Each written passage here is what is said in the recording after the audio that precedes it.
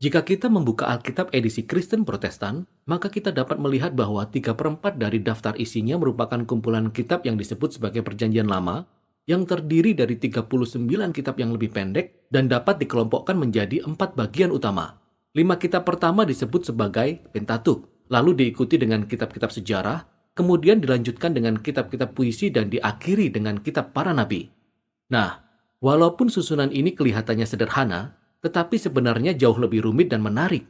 Susunan kitab dalam satu jilid yang disebut Perjanjian Lama ini merupakan tradisi Kristen yang belakangan dikembangkan setelah zamannya Yesus dan para rasul. Dalam tradisi Yahudi kuno, tulisan-tulisan ini masih berbentuk gulungan-gulungan terpisah yang disusun sebagai satu kumpulan dengan 3 bagian yang disebut sebagai Tanakh. Tanakh merupakan singkatan dalam bahasa Ibrani untuk Torah yang berarti pengajaran, Nevi'im yang berarti nabi-nabi, dan Ketuvim yang berarti tulisan-tulisan. Tanakh memiliki kitab-kitab yang sama dengan Perjanjian Lama Protestan, tetapi susunannya berbeda. Torah atau Taurat dapat disamakan dengan Pentatuk. Sedangkan kitab para nabi terdiri dari 4 kitab kisah sejarah dan 15 kitab yang dinamai menurut nama nabi-nabi tertentu. Setelah itu, dilanjutkan dengan tulisan-tulisan yang merupakan kumpulan dari berbagai puisi dan cerita. Nah, susunan 3 bagian ini sudah ada sejak zaman dahulu dan disebut-sebut dalam naskah Yahudi kuno seperti Gulungan Laut Mati, Kitab Kebijaksanaan bin Sirah, bahkan Yesus dari Nazaret pun merujuk kepada ketiga bagian ini. Dan ini dikarenakan susunan ketiga bagian ini terangkai ke dalam komposisi dari gulungan-gulungan itu sendiri. Jika kita perhatikan, maka kita dapat melihat bahwa setiap gulungan dikaitkan dengan referensi silang yang menghubungkan setiap tulisan ke dalam kumpulan besar 3 bagian tersebut. Jadi siapa yang telah bekerja menyatukan semua gulungan ini? Wah, prosesnya panjang. Ada beberapa penulis terkenal yang disebutkan namanya seperti Musa atau Daud. Tetapi sebagian besar penulisnya tidak diketahui namanya. Di dalam Alkitab, mereka hanya disebut sebagai ahli kitab atau para nabi.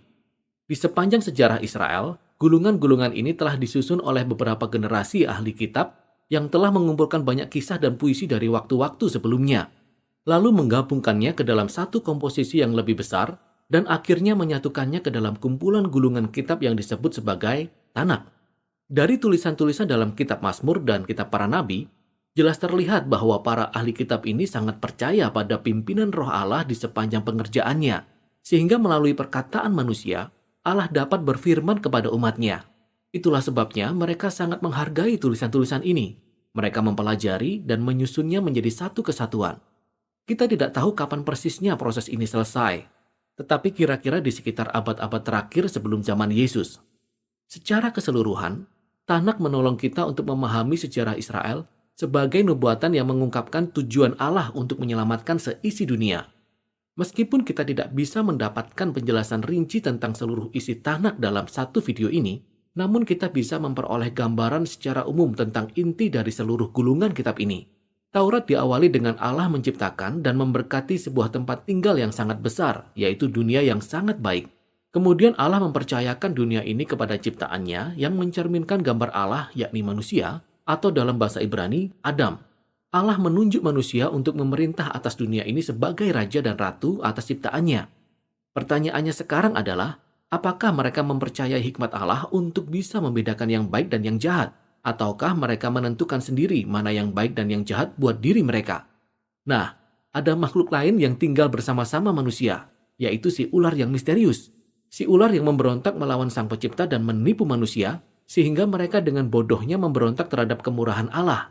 Akibatnya, manusia terpisah dari Allah, sumber kehidupannya, dan mereka dibuang dari taman yang penuh berkat itu sehingga mati di padang belantara yang ganas. Dari sana, umat manusia terus tersebar dan menetapkan sendiri mana yang baik dan yang jahat, sehingga mereka makin memburuk dengan cepat. Mereka membangun kota-kota yang dipenuhi dengan kekerasan dan penindasan, yang semuanya menjadi dasar berdirinya sebuah kota yang disebut Babel, tempat di mana orang-orang meninggikan diri sendiri menjadi seperti Allah. Nah, sekarang, jalan cerita utama dari seluruh Alkitab sudah kelihatan. Allah ingin memberkati dan memerintah atas dunia ciptaannya melalui manusia. Tetapi sekarang manusialah yang menjadi masalahnya. Manusia berada di bawah pengaruh si jahat. Mereka menjadi bodoh, picik, dan merusak diri sendiri. Namun ini semua menjadi awal dari solusi Allah. Kita butuh manusia yang baru. Jadi Allah berjanji akan mendatangkan manusia baru yang tidak akan tunduk pada si ular. Bahkan ia akan meremukkan si ular, tetapi juga diremukkan olehnya. Dari sini, kisahnya berlanjut dengan menelusuri garis keturunan yang dijanjikan kepada seorang pria dan wanita, Abraham dan Sarah. Allah mempercayakan kepada mereka berkat Allah yang sama dengan yang diberikan kepada manusia pertama. Jadi mereka meninggalkan Babel menuju ke tanah yang baru yang menyerupai taman yang Allah janjikan bagi keluarganya. Berikutnya adalah kisah mengenai keluarga Abraham. 3 generasi, Abraham, Ishak, dan Yakub. Dilanjutkan dengan 12 anak laki-laki. Dan kita sangat berharap pada mereka sampai akhirnya kita melihat kisah keluarga mereka yang hancur dan berantakan. Mereka berbohong, menipu, dan hampir membunuh satu sama lainnya, belum lagi skandal seksnya. Tetapi apa yang bisa kita harapkan setelah kisah di Taman Eden? Mereka hanyalah manusia biasa. Pada akhirnya, keluarga Abraham dibuang ke Mesir. Semua kegagalan dalam keluarga Abraham ini menjadi latar belakang yang suram di balik momen-momen yang indah dalam kisah tersebut. Allah tetap setia pada umatnya. Ia bahkan memberi mereka sebuah janji yang abadi yang disebut sebagai perjanjian, di mana Allah akan menyelamatkan dan memberkati seluruh umat manusia melalui mereka. Bagaimana caranya belum begitu jelas. Tetapi keluarga Abraham berada dalam kondisi yang terbaik ketika mereka beralih dari rencana mereka yang egois dan mulai mempercayai janji Allah dengan iman yang sangat kuat. Dan sejak itu, keluarga mereka makin bertambah banyak. Pada akhirnya mereka diperbudak di Mesir dan kita mulai mengenal satu lagi karakter utama dalam Taurat, yakni Musa. Allah mengangkat Musa untuk membebaskan orang-orang Israel dan membawa mereka ke sebuah gunung di mana mereka semua dibawa ke dalam suatu perjanjian dengan Allah. Mereka diberi 613 hukum dalam perjanjian ini yang merupakan pedoman untuk menjadi manusia baru yang akan dengan setia menjadi saksi Allah bagi dunia ini. Dan Musa menjadi perantara dalam perjanjian ini karena ia memang luar biasa. Ia adalah nabi yang terutama yang menyampaikan firman Allah kepada bangsa Israel. Ia adalah seorang imam yang mewakili bangsa Israel di hadapan Allah. Ia bahkan disebut sebagai seorang raja yang memimpin dan membebaskan bangsa Israel pada saatnya. Namun seiring berjalannya kisah dalam Taurat, orang-orang Israel mengalami kegagalan besar. Mereka melanggar perjanjian dengan Allah, bahkan Musa memberontak melawan Allah. Bahkan di akhir Taurat, Musa menubuatkan bangsa Israel akan terus mengalami kegagalan bahkan sampai saat mereka kembali ke tanah perjanjian dan mereka sekali lagi akan berakhir dalam pembuangan. Namun Musa berharap Allah akan memenuhi janjinya untuk menyelamatkan bangsa Israel. Suatu hari nanti Allah akan membereskan kegagalan mereka dan menyembuhkan hati mereka yang egois sehingga mereka bisa sungguh-sungguh hidup dan mengasihi Allah. Dan kemudian matilah Musa. Nah, kalimat-kalimat terakhir dalam gulungan kitab ini sangatlah mengejutkan, karena kita akan mendengar dari ahli-ahli kitab yang menyusun tanak dari sudut waktu yang maju ke depan. Mereka merenungkan kembali kisah Musa dari sudut pandang mereka, dan menyatakan bahwa dalam sejarah Israel, nabi seperti Musa tidak akan pernah ada lagi. Wah, aku berharap seorang nabi, imam, raja yang seperti dia akan datang lagi. Dari sini kita beralih ke bagian Nevi'im, yang terdiri dari 2 kumpulan.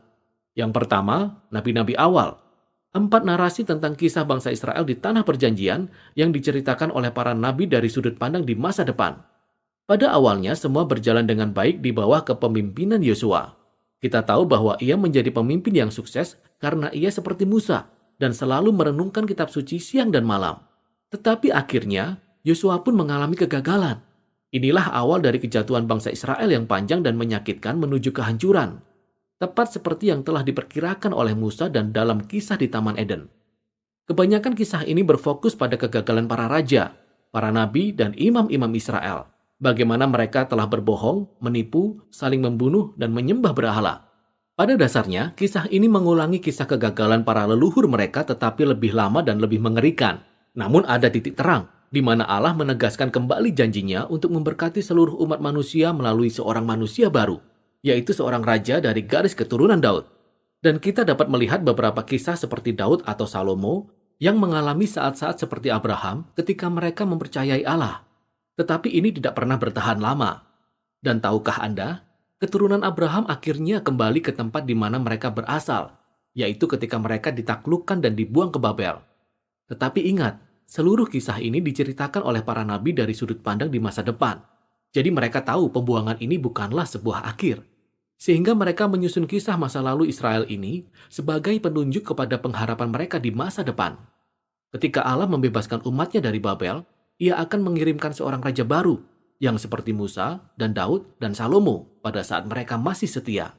Sebenarnya inilah yang menjadi inti dari bagian kedua dari Nevi'im, yaitu nabi-nabi berikutnya.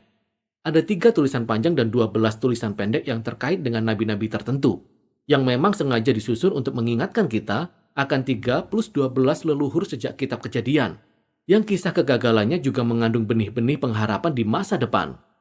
Gulungan kitab para nabi ini memiliki banyak referensi silang yang menghubungkannya dengan kisah dalam kitab Taurat dan para nabi, dan kemudian melanjutkan kisahnya lebih jauh.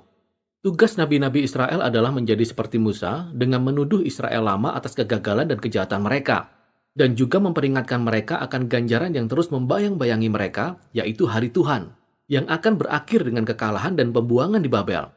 Tetapi para nabi juga berjanji bahwa Allah punya tujuan untuk memurnikan umatnya dan menciptakan kembali Israel yang baru yang setia seperti Abraham. Mereka akan hidup dalam perjanjian yang baru dengan Allah di bawah pemerintahan penguasa yang dijanjikan itu, yang digambarkan sebagai Musa yang baru, tetapi dipanggil dengan nama Daud. Ialah yang akan memulihkan berkat Allah bagi seisi dunia.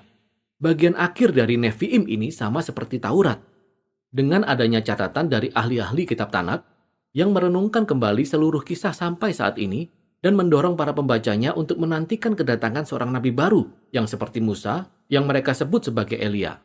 Ia akan mengabarkan kedatangan Allah Israel yang akan memurnikan dan menyelamatkan umatnya. Dari sini, kita beralih kepada bagian ketiga dan yang terakhir dari Tanakh, yaitu Ketuvim, yang berisikan kumpulan gulungan yang beragam. Masing-masing gulungan terhubung kembali dengan topik-topik utama dalam kitab Taurat dan para nabi, dan dikembangkan lebih lanjut menggunakan referensi silang yang sangat rinci. Misalnya gulungan kitab Mazmur diawali dengan 2 puisi yang selaras dengan bagian awal dari kitab Taurat dan para nabi. Dalam Mazmur pasal yang pertama, kita akan bertemu dengan orang yang benar, yang digambarkan sebagai Yosua yang baru, seorang pemimpin sukses yang merenungkan kitab suci. Ia seperti seorang raja yang dijanjikan oleh Musa dan seperti pohon kehidupan yang abadi di Taman Eden. Mazmur pasal 2 kemudian memperkenalkan sosok ini. Dialah raja yang dijanjikan, anak Allah dari garis keturunan Daud, yang akan mengalahkan kejahatan di antara bangsa-bangsa dan memulihkan berkat Allah bagi dunia. Dan seterusnya gulungan kitab Mazmur mengajarkan kepada umat Allah bagaimana mereka harus berdoa saat mereka sedang menantikan pengharapan di masa depan ini. Lalu ada juga gulungan kitab-kitab hikmat yang membahas beberapa pertanyaan yang paling sulit dari kisah yang ada dalam kitab Taurat dan para nabi. Nah, kitab Amsal terdengar seperti Musa yang berbicara dalam kitab Taurat. Percayalah kepada Allah, tetap setia dan taat, maka engkau akan memperoleh kedamaian dan keberhasilan. Tetapi kemudian ketika Pengkhotbah dan Ayub mengingat kembali sejarah bangsa Israel yang berliku, mereka berkata, "Ya, kami sudah mencoba, tapi tidak semudah itu." Ketiga kitab ini secara mendalam berbicara tentang apa artinya hidup dengan bijak di dalam dunia Allah yang baik, tetapi seringkali membingungkan. 2 kitab terakhir dalam Tanakh memberikan masukan yang sangat penting. Gulungan kitab Daniel melihat kembali sejarah panjang kegagalan dan penderitaan bangsa Israel sebagai pintu pengharapan yang istimewa menuju masa depan baru bagi dunia.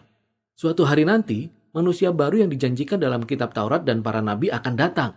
Ia akan ditindas oleh niat jahat manusia yang menyerupai binatang, tetapi Allah akan membela dia dan membangkitkan dia untuk memerintah atas dunia dengan kuasa Allah. Dan akhirnya, gulungan kitab Tawarik menceritakan kembali seluruh kisah dalam Tanakh, mulai dari awal hingga kembalinya bangsa Israel dari pembuangan. Penulisnya berfokus pada janji Allah kepada Daud, yaitu tentang seorang raja di masa depan yang akan menyatukan kembali umat Allah di Yerusalem baru dan akan membawa berkat Allah bagi bangsa-bangsa. Baris terakhir dari gulungan kitab Tawarik ini telah dipadankan dengan tulisan-tulisan penting dari seluruh kitab Tanakh. Kalimat ini terus memberikan pengharapan untuk akhirnya bisa kembali dari pembuangan dengan datangnya seorang Israel yang disertai oleh Allahnya, sehingga ia bisa pulang ke Yerusalem dan memulihkan Yerusalem yang baru. Dan demikianlah akhir dari kisah ini. Tanakh merupakan kumpulan dari gulungan kitab Ibrani kuno yang disusun secara terencana dan penuh keagungan.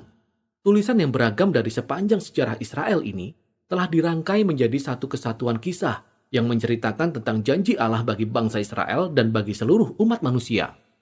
Tulisan-tulisan ini dibuat untuk dibaca dan direnungkan sepanjang hidup kita, karena perkataan manusia yang luar biasa ini mencerminkan hikmat Allah dan pengharapan akan masa depan yang masih relevan sampai saat ini.